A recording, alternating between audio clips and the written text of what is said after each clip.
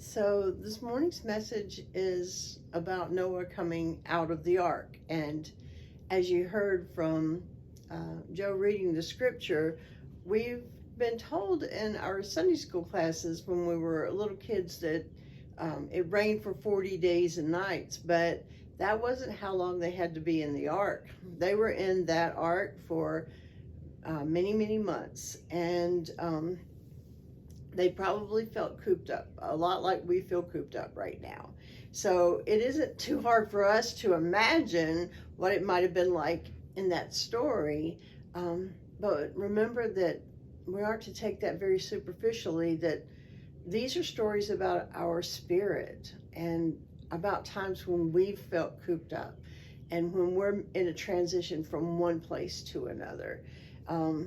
The Bible stories talk to us about times when the snakes we listened to instead of God got us into trouble, or the places that felt spiritual gave us a place to feel close and connected to God. And then this is about a time of transition from when we change from being one thing to another, from being evil to being more mindful of our ways. And so those kind of transitions are very scary.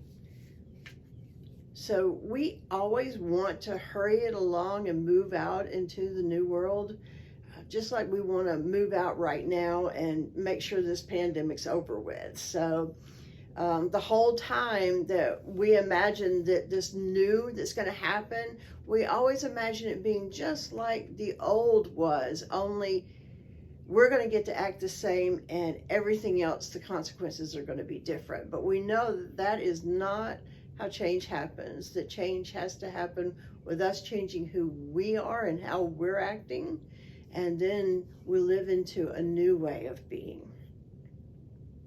So while we're imagining Noah being in this ark with a zoo full of animals, he was there for 150 days. And then he stayed on the mountain for 40 more days, and then a few more days, and another week, and one more week. And then, so we can imagine this kind of thing, like, when are they going to let us go to the grocery store? When can we go out without a mask? Those kinds of things that we're going through with the pandemic.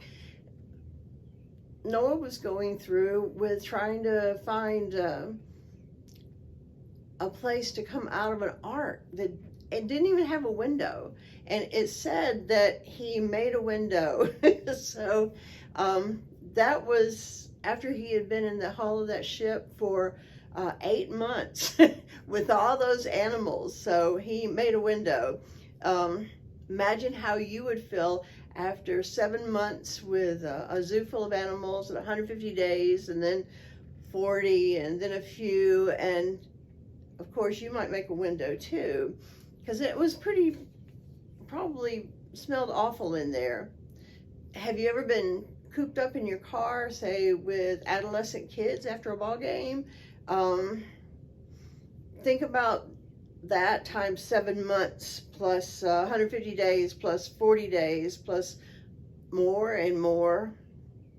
And you're taking them then across the United States in a car at about 20 miles an hour. You can't stop, they can't bathe, and they can't go to the bathroom outside of the car. So you get the idea of what Noah was having to put up with, and that can be what change is like. You add a dog or 2 dogs, a few cats, a couple of chickens, a goat, 4 or 5 in your van, and you might be making a window too. Like, we need to crack a window here. But all good changes in life are a part of this process of growing spiritually. And in Quakerism, we call it minding the process. So there's a process for change, and that we believe that everything can be discerned, or we can find God's will in it if we give it enough prayer and enough love and patience until we hear the clear and present voice of God.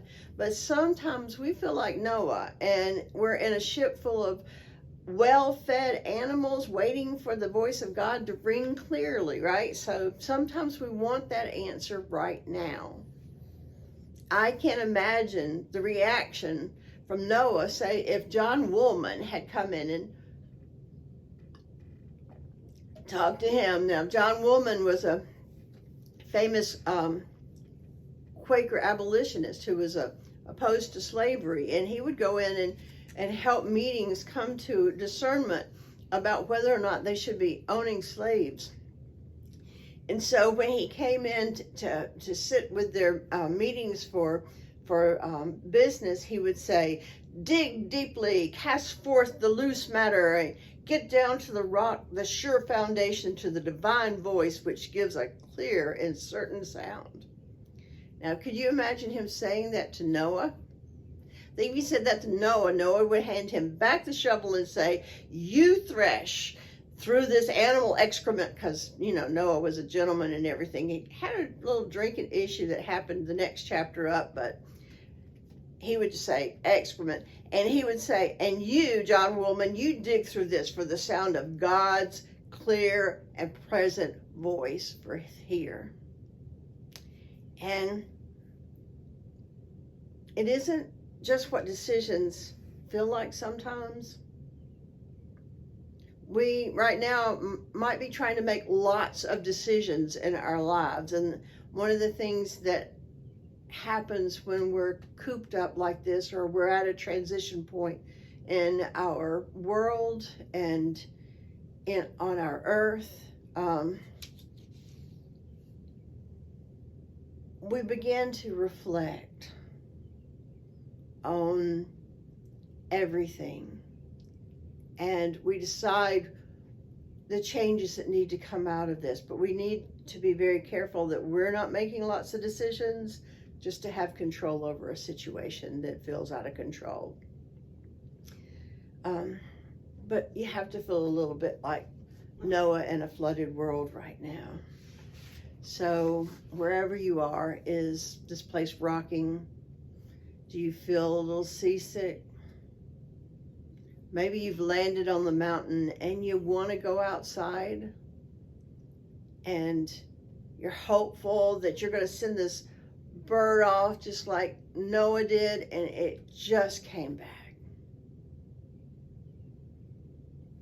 I would be pushing that little bird out there, out that porthole, just like he had it in his hand and said, little bird, get out there and you go find some piece of dry land for us. And then after the second bird that Noah sent out was, Noah might have been like, maybe I wasn't clear. I want you to bring me back an olive branch or some proof that there is a dry land out there. So you might have been faking olive branches inside, or creating, sort of encouraging creativity. It sort of reminds me of The Shining, what cabin fever can do. I'm sure that Noah had his feelings of being in cabin fever, and it says he was in there with his wife and his sons' wives. And it feels like that to us sometimes, and we wait for the rain to end, and we'll say, is this the end of this, God? Can I make a decision now? And God says, no, you have to stay put. And then you do like Noah, and you wait for the waters to recede, and you feel like you've finally gotten to a secure place, like the ark is finally docked onto a mountain. And you say, is this it, God? And God says, no, you have to stay put. And we wait, and we listen, and we realize that there are things that are coming back to life outside. And you make a tiny porthole, and you look out, and there's vegetation coming back. There would be something fresh for these animals to eat. for you to enjoy. You want that freedom. You send out one, and we hope that that will come back, and finally you get to go to start your new life. And it's a new world in many ways. While we're cocooned in this ark of the world, we'll be like Noah and his family, and they did probably change, but the world will definitely change. And we'll have a new normal. And we'll figure out what that means and how that feels. And I know that we want things to be now and immediately to be good, but we're going to have to work at it, and we're going to have to listen to God and discern. Life is more like floods and birds without branches most of the time, but finally we'll see a rainbow, because the storms do stop eventually. Maybe not when we want them to, but on their own. And the sun comes out and everything dries up. Just remember that through all of this, it says some really spectacular words in the very beginning of Genesis 8. God remembered Noah. And through everything you're going through, God is remembering you. In you is that spark of life that wants to see rainbows, that wants these arcs to stop and for us to live into our new normals. We're waiting on that beautiful and peaceful and the crystal clear voice of God to say, finally, child. But God may still do like he did with Noah, sending a dove out, and the olive branch come back, and we can say, now God, now is it time? But God says, no, it'll be another week. So Noah had to learn to be patient and rely on God. And then the last time, Noah sent out the bird, it left. And it was saying, we can follow. So let's follow